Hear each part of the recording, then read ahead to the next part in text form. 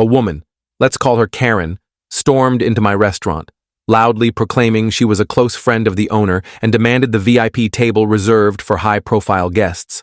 The catch? I'm the owner, and I had never met this woman in my life. Instead of calling her out, I decided to play along and see where this would lead. During the evening, one of her friends mocked me, asking if I felt my life was worthless because I was just a waiter.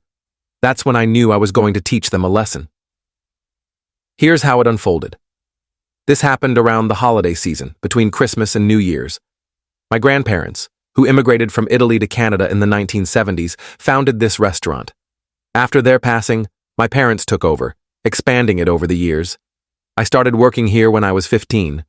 As my parents aged, they retired to Florida for the winters, becoming snowbirds. A few years ago, they sold the business to me, keeping a small share for extra income. When I took over, I revamped the place, renovated the space, updated the branding, and advertised in local and national media. I invited food critics, bloggers, and influencers to visit. At first, business was slow, and I worried that the loan I'd taken to fund the changes was a mistake, potentially ruining a family legacy. But things turned around. A local YouTuber featured us in a video, sparking a surge in customers.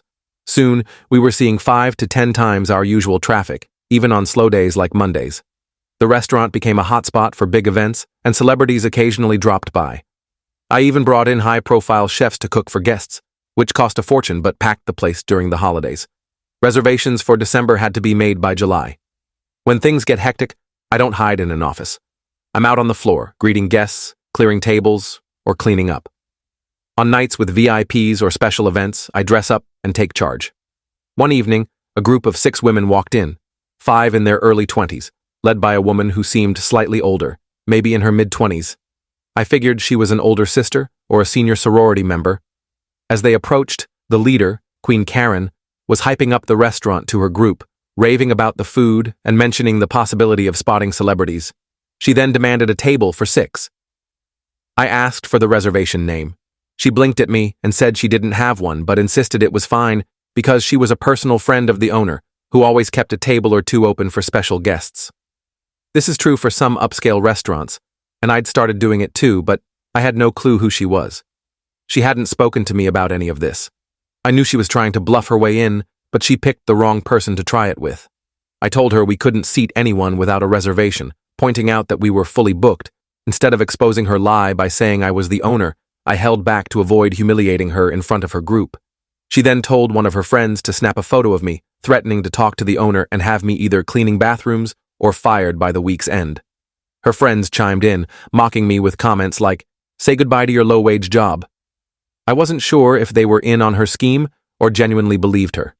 Queen Karen kept pushing, saying I could either give her a table or she'd make my life miserable, insisting it wasn't worth losing my job over.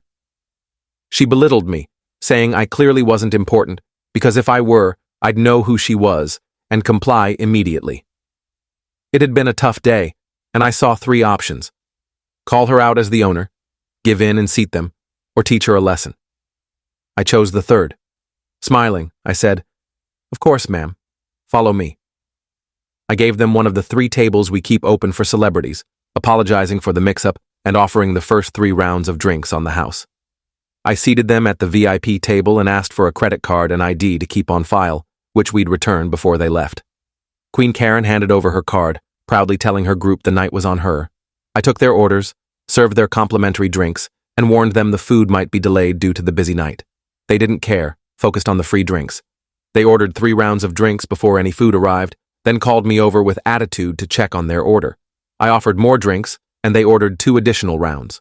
By the time appetizers arrived, they were tipsy, having drunk heavily on empty stomachs with just salads. They kept ordering expensive cocktails and dishes from the VIP menu, which doesn't list prices, a common practice for high-end tables. The menu featured premium items like white truffle dishes, black caviar, and imported oysters. At one point, I questioned if I was going too far.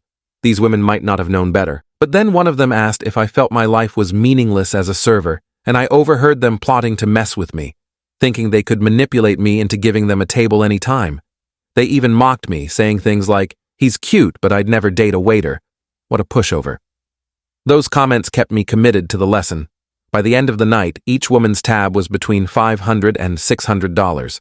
I presented Queen Karen with a bill for $4,232.23, including tax and tip.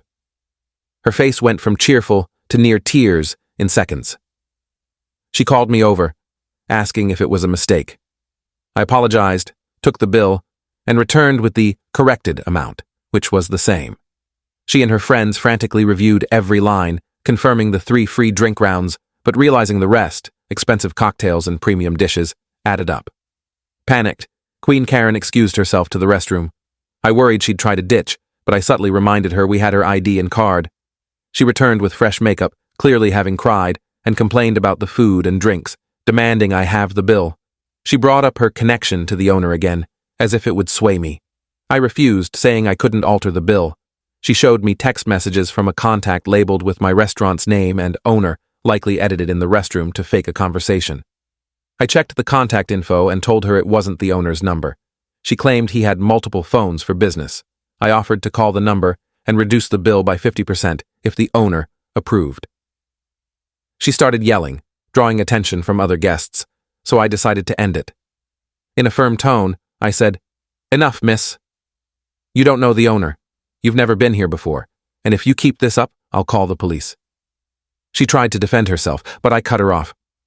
"My grandparents built this place. My family has run it for decades.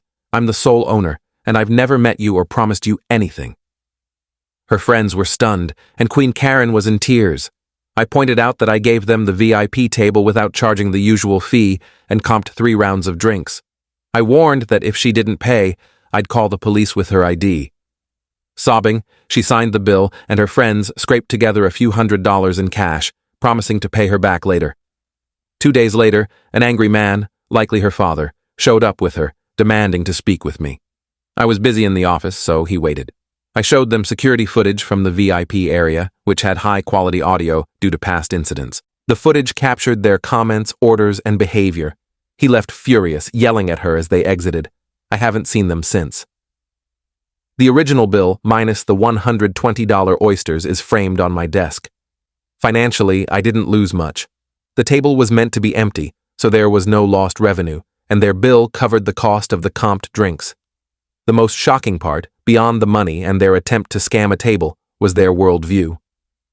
One friend's comment about my meaningless life as a waiter was particularly galling. It almost made me reconsider my plan, but their entitlement, mocking me for working hard, kept me going. There's nothing wrong with being a server, janitor, or any honest job. Their belief that they were above me because of my perceived role was infuriating. I'm glad the story ended with the father directing his anger at his daughter, not me. The only thing that concerns me is that we record audio in the VIP area. I'd probably avoid a restaurant if I knew my conversations were recorded. So, was I the jerk? How would you have handled this if it were your restaurant? Let me know your thoughts.